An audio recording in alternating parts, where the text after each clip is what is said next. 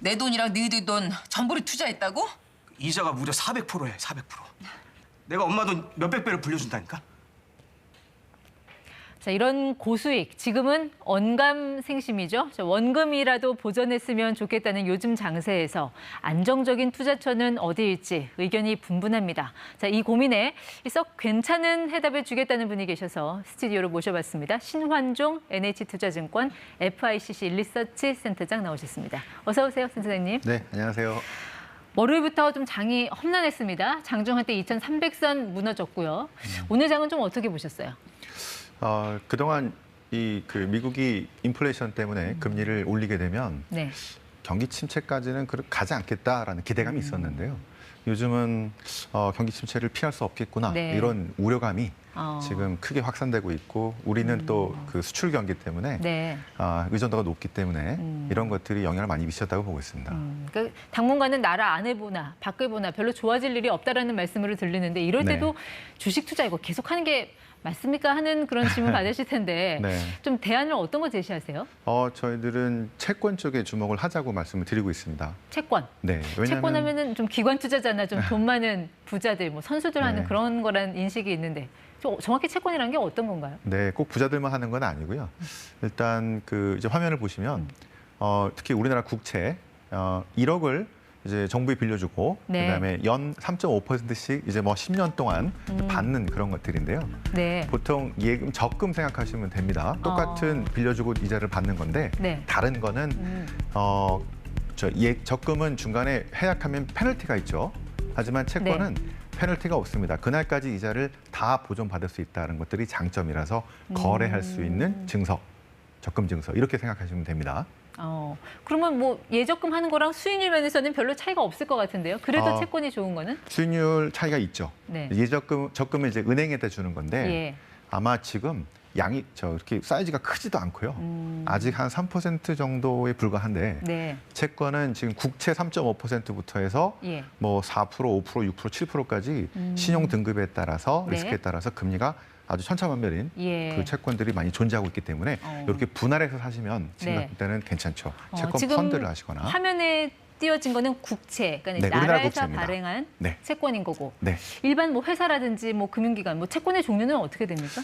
일단 정부한테 빌려주는 그 국공채들이 네. 있고 통화안정 채권도 비슷하고요. 그다음에 은행 또 이제 카드 캐피탈 이런 식으로 금융기관한테 빌려주는 금융채, 그다음에 네. 일반 회사한테 빌려주는 회사채. 그 주체에 따라서 여러 가지 종류가 있는데요. 특히 리스크에 따라서 여러 가지 금리의 채권들이 존재하고 있습니다. 그러니까 회사채, 그러니까 회사들이 주식만 발행하는 게 아니라 이렇게 채권을 통해서도 자금을 조달을 한다라는 거군요. 그게 훨씬 더 많죠. 삼성 또 뭐 현대 같은 네. 대기업들도 마찬가지고요. 그런 건 존재하고 있습니다. 네. 그러면 그 조금 전에 이제 3.5% 수익률이 네. 그렇게 좀 마음에 들진 않거든요. 사실 예적금하고 비슷하니까 네. 이 채권을 통해서 좀 추가적으로 좀 수익을 낼 수 있는 뭔가가 있는 겁니까?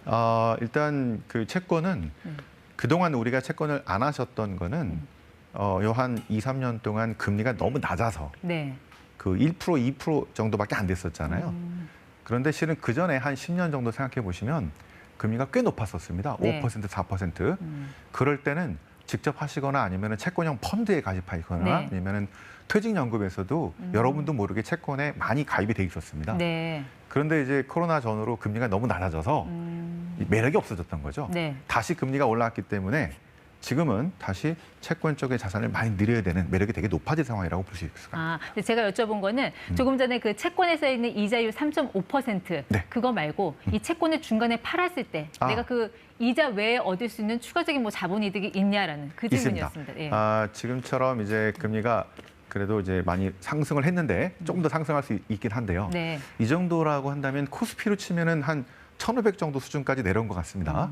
그런데 이제 채권도 네. 금리가 이제 내려갈 수 있지 않습니까? 예. 그럴 때는 지금보다 그 이제 3.5%보다 추가적인 수익을 충분히 낼 수 있습니다. 어떻게 해요? 금리가 많이 내려갔을 때죠. 다시 이제 경기가 침체되거나 해서 정부가 금리를 끌어내리거나 했을 때 네. 아마 몇 년 뒤에 그 경기 침체됐을 때 실제로 네. 그리고 금리가 저희도 생각에는 한 1, 2년 정도 후에는 지금보다 많이 내려가 있지 않을까 싶습니다. 그때 채권을 매도해서 네. 주식으로 전환하는 것도 되게 좋은 방법이다라고 생각하고 있습니다. 그때 채권을 매도하면 어떻게 수익이 날 수 있다는 건지. 3.5%의 그 예를 들어서 이제 이자를 받고요. 예. 그다음에 채권 가격이 올라가는 거죠. 네. 뭐 한 4%씩 5%씩.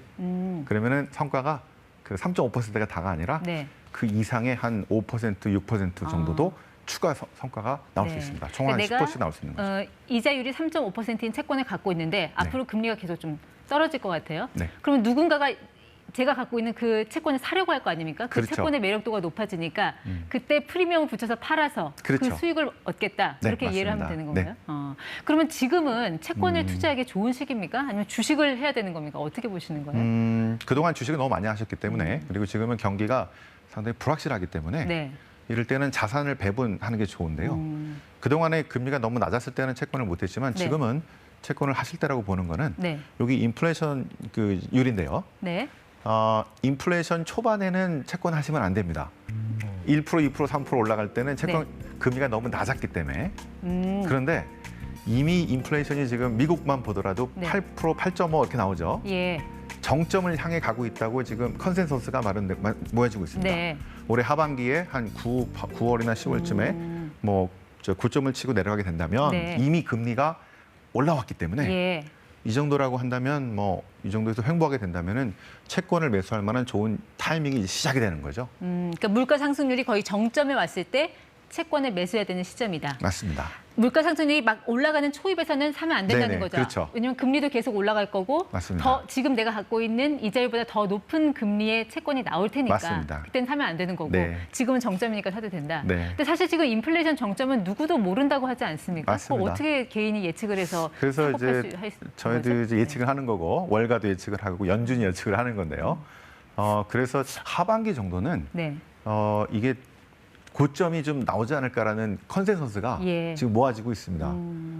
여기서 아마 고점 이후에 상당히 오랫동안 인플레이션이 될 것 같긴 한데요. 네. 일단 고점은 하반기 정도가 아닐까 싶어서 이 정도라고 한다면은 채권을 하반기에 분할 매수하시면은 아.